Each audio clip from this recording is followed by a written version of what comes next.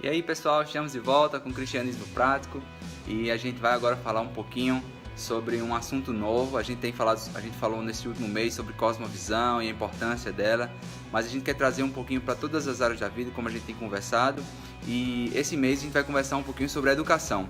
Como é que o cristianismo pode ser prático lá dentro?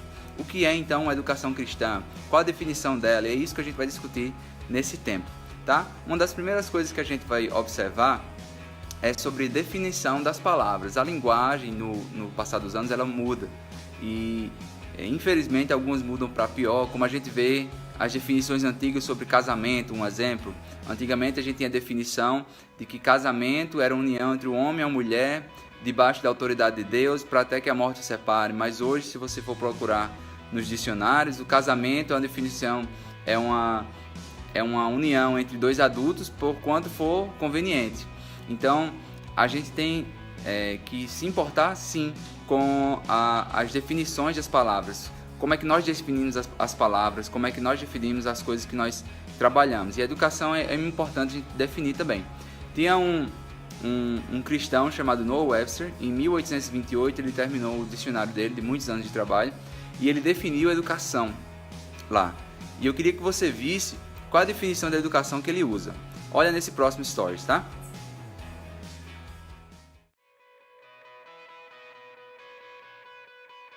E como eu falei, esse Noah Webster, ele era cristão e ele buscava a definição das palavras à luz da palavra de Deus.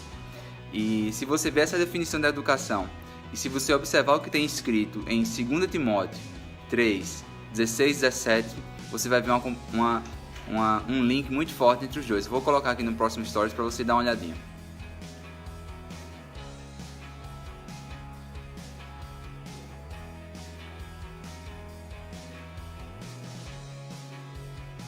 Então, na definição da educação bíblica, a gente vê 4 versos, 4 verbos, 4 palavras importantes. A primeira é iluminar. Ele ilumina o entendimento. Então, a gente entende com isso que Cristo é a luz do mundo. Depois, a gente vê a palavra corrigir. Ela corrige o temperamento, ela forma o caráter. A educação cristã, ela ensina através do autogoverno cristão. O que nós temos mais visto nas crianças hoje, e eu especialmente trabalho em escola, e eu vejo isso, a falta de autogoverno, a falta das crianças não conseguirem se governarem, e isso gera crianças e adolescentes cheios de si, e isso gera adultos que não conseguirão permanecer em um trabalho, não conseguirão perseverar, e não ensina esses princípios cristãos para ele.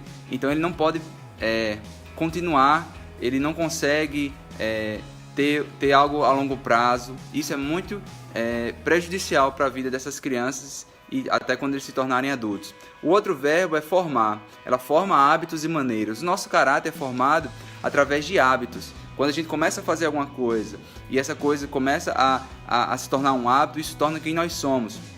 Se eu comecei a correr na praia, um exemplo, isso não me torna um atleta, mas se eu corro na praia 3 vezes por semana, depois de 5 anos, um exemplo, isso já me torna alguém que tem uma prática de atletismo, uma prática de fazer isso. Então, as pequenas atitudes que formam-se hábitos, ela formam o caráter, e a educação cristã deve fazer isso também, formar o caráter das crianças. E por último, ela prepara para ser um cristão perseverante, prepara para ser um filho de Deus, mas também prepara não só para formar alunos como a educação de hoje, prepara para fazer uma prova, o Enem. Não, ela forma as crianças, forma os adolescentes para a vida, e a vida de servir a Deus, uma vida de ser mordomo da criação. Então, gente, esse tema da educação é um tema bem extenso.